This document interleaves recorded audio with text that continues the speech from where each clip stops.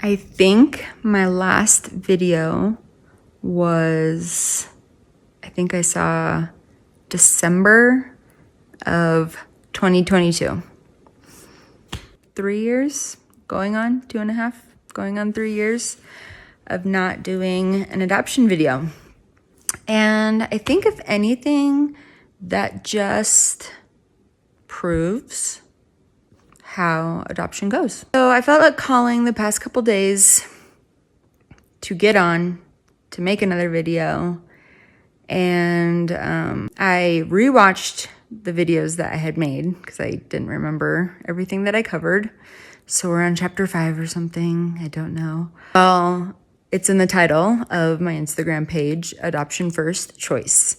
So if we back up, I remember, vividly, I can't tell you exactly what years because it was throughout the years, but anywhere from probably 15 to 18, going to church services. This was actually one that we covered. When you're adopting, they have you make a video and you show the house and you introduce yourself and you explain why you want to adopt and just something like that. And so when you match, your kid can watch it.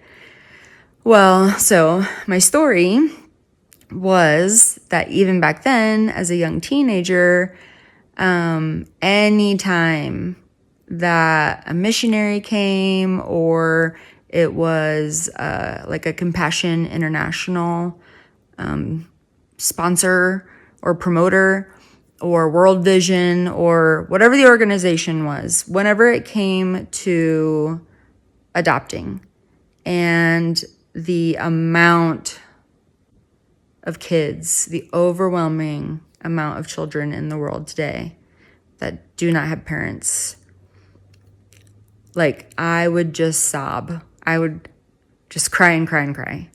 And it just always touched me. It always deeply impacted me. It's what promoted how I started when I was younger so I sponsored children. And I actually had the opportunity one time to fly down. It was a girl, her name was Kellen, and from Mexico. And so that was really my first, like it was in my heart, but that was my first expression and action on it, I guess you could say. Fast forward, and everyone thinks this is funny because I knew very quickly when I was dating my now husband that he was the one. And I didn't date that much because I had high standards and people would try to set me up on blind dates. And it was just always like, no. And there were a couple where you're like a little offended. You thought I was gonna, like, that I'm like that person? So there were some that didn't go so great. Anyways, so it was like 2 weeks in to dating my husband. And I was like, yep. I remember having this conversation with him early on because I wanted to be transparent. I didn't want to lead him on if this was going to be a deal breaker. Understandably, like I said, for who knows what the percent is, but I'm guessing a lot of men that would be a deal breaker. It was pretty early on, like I said. And I remember we're in the car and I don't even think there was a segue. I think I was just thinking about it and it was like, so, what are your thoughts on adoption? So he's explaining how he understands how I feel. And so pretty much the conversation was, sure. Like, it was almost as if, like, do you want me to pick up some milk at the grocery store? Sure. I mean, it was so easy, and then that was kind of it. It was bizarre, but obviously meant to be. And I recommend everyone when you're dating to talk about these things because it is shocking.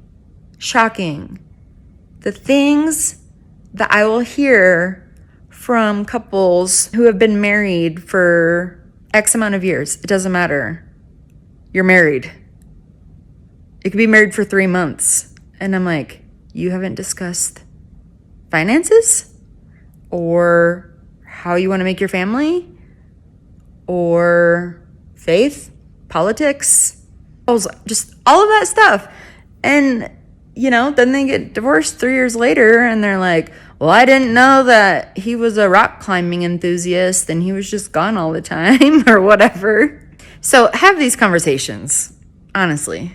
So that's the background of our story, and why we are promoting adoption as a first choice. Because like I've also stated in my previous videos, which if you haven't watched, I have some tips about the process that you might want to go see, and things like paperwork and how to be organized, resources, books, etc. But I guess my tip for this time would be, 1, talk to your significant other before getting married. If adoption is on your heart, make it be known, make it be clear, and don't settle for, we'll talk about it in the future, because that's not settled. Number 2 is, like I said, it was difficult for us to find books or articles or education or videos about just new parents to people who just wanted to adopt a kid. Apparently we're crazy, and it felt like we were the only ones in this boat at times.